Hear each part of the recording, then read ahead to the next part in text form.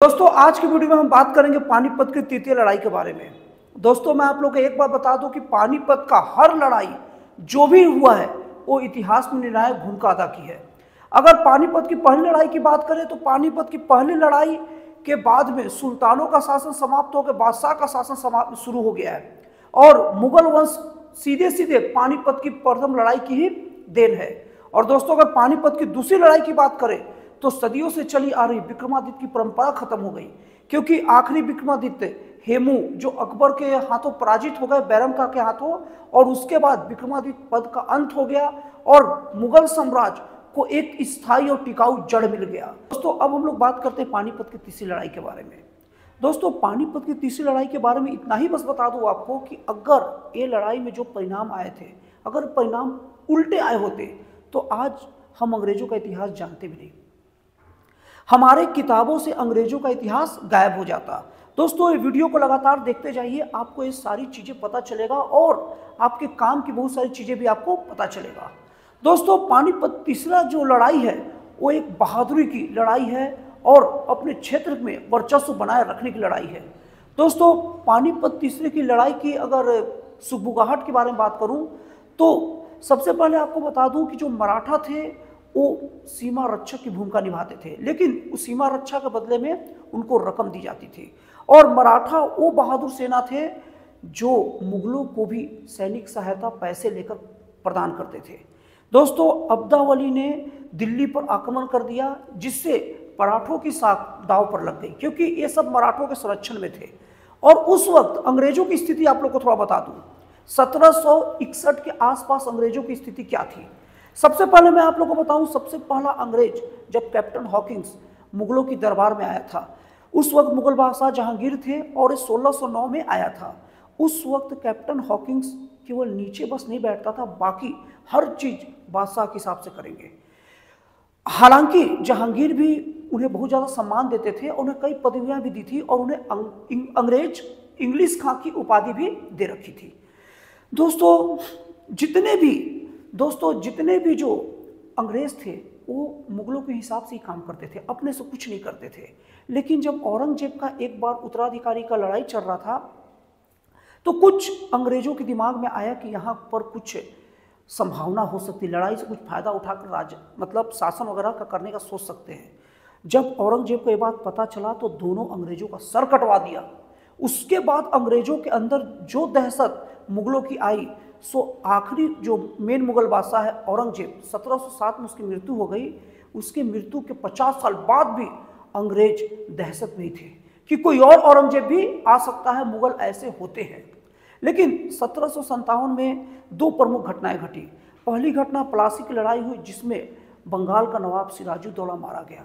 हालांकि वो बंगाल का नवाब का मारा जाना अंग्रेजों की ताकत की कम उसके गद्दार मीर जाफर के गद्दारी का परिणाम ज़्यादा था।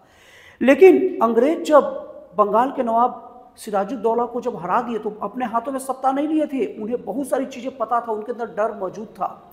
उन्होंने मीर जाफर को ही नवाब बनाया और मीर जाफर जब ठीक से काम नहीं किया तो उसके दामाद मीर कासिम को नवाब बनाया। दोस्तों मीर कासिम, उसके बाद में मीर कासिम एक आज़ादी के साथ काम करना चाहता था, ये बात अंग्रेजों को पसंद नहीं आई। फिर अंग्रेजों ने मीर कासिम को हटा के फिर से मीर जाफर को ही नवाब बना दिया। मीर कासिम इस चीज़ से बहुत दुखी था और वो अवध के नवाब सिराजुद्दौला से जा मिला। दोस्तों अभी का कहानी इधर थोड़ा रोकते हैं, फिर आगे फिर लाऊंगा, फिर इस कहानी में आपको जोड़ूंगा।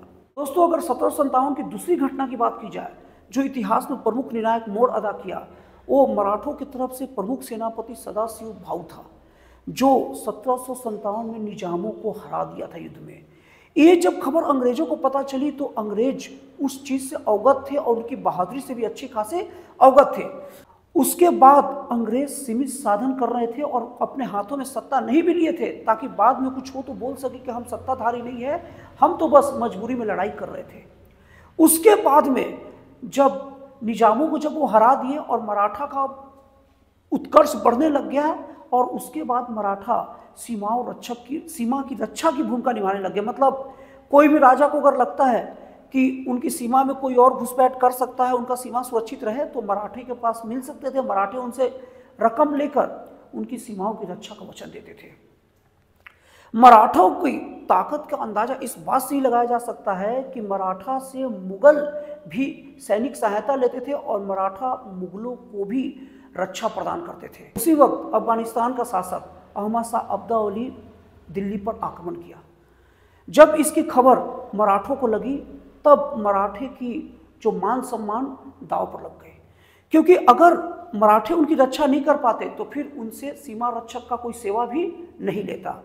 उस वक्त मराठों की तरफ से सदाशिव भाव भेजा गया अहमद शाह अब्दाली से मुकाबला करने के लिए।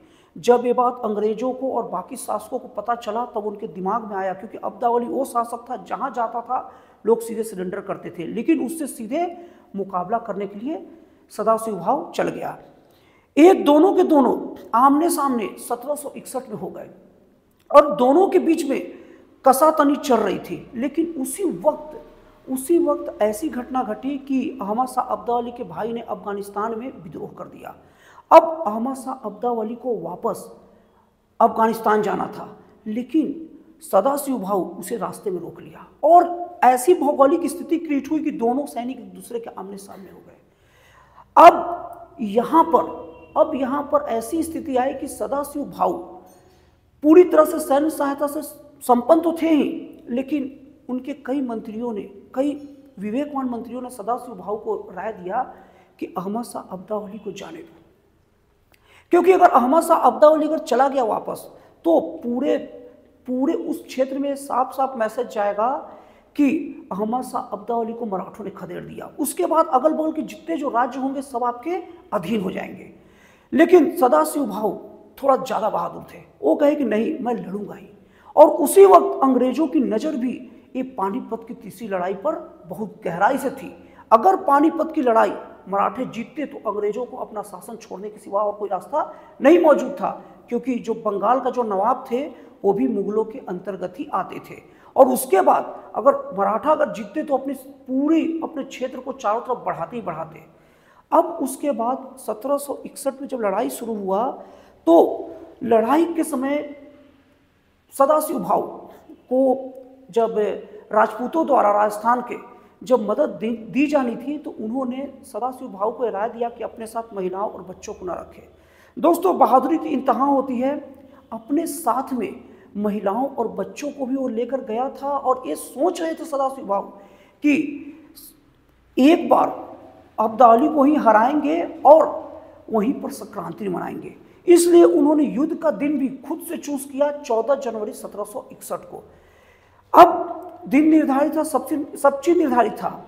उसके बाद आखिरी बार सदाशिव भाव के मंत्रियों ने राय दिया, बहुत जो उम्रदराज मंत्री थे, कि अभी जनवरी का महीना आधा खत्म हो चुका है और यहाँ से अफगानिस्तान जाने के लिए पहाड़ है, बहुत सारी चीज़ है, कोई साफ सुथरा रास्ता नहीं है। उन्हें जाने में 3-4 महीने लगेंगे और रास्ते में बहुत सारी नदियाँ आती है और पहाड़ में यात्रा मुश्किल रहता है। इतनी बड़ी सेना के साथ वो रुकेगा नहीं, बरसात का मतलब 3-4 महीने बरसात शुरू हो जाएगा तो वो तुरंत भाग ही जाएगा, इसीलिए उसे रोक कर रखो। लेकिन सदाशिव भाव का दिमाग में था कि 14 जनवरी को इसे यहीं पर परास्त करके परिवार के साथ हम लोग को संक्रांति मनाना है। कई राजपूत जो राजस्थान के थे उन्होंने उन्हें राय भी दिया कि बच्चे को और महिलाओं को राजमहल में छोड़ दिया जाए, लेकिन सदाशिव भाव उनकी बात को नहीं माने। इससे बहुत सारे नाराज जो थे राजा उनके साथ नहीं दिए।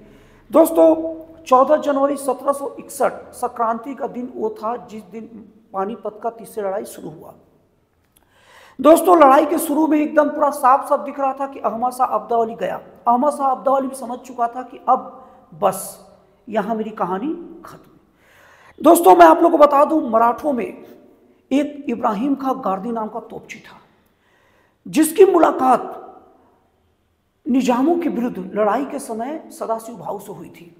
इस तोपची को सीधे मौत की घाट उतारने वाले थे सैनिक, लेकिन सदाशिव भाव ने उन्हें रोक दिया और कहा कि इसको हम अपने तोपखाने में शामिल करेंगे और उसको तोपची बनाएंगे।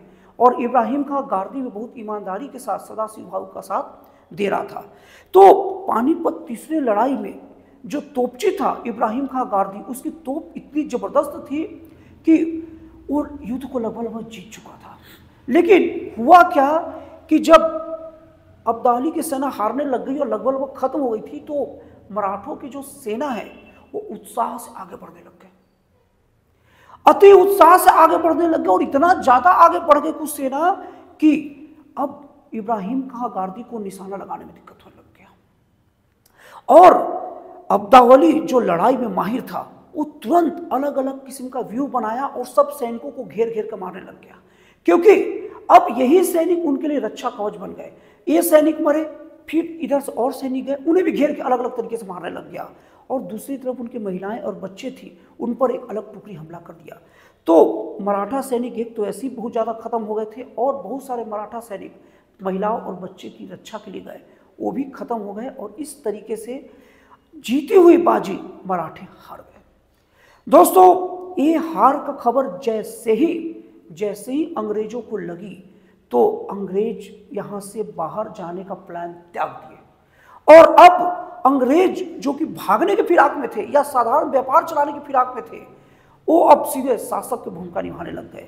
और अब जो 1757 में, अभी जो मैं प्लासी की लड़ाई के बाद की घटना बता रहा था, जिसमें मीर कासिम भाग कर कहाँ गया था, नवाब के, अवध के नवाब सिराजुद्दौला के पास, वहाँ पर मुगल बादशाह और मीर कासिम और अवध का नवाब सिराजुद्दौला दोनों के दोनों मिलकर अंग्रेजों के खिलाफ भी एक प्लानिंग तैयार कर रहे थे, और अंग्रेज उस युद्ध में भाग नहीं लेते।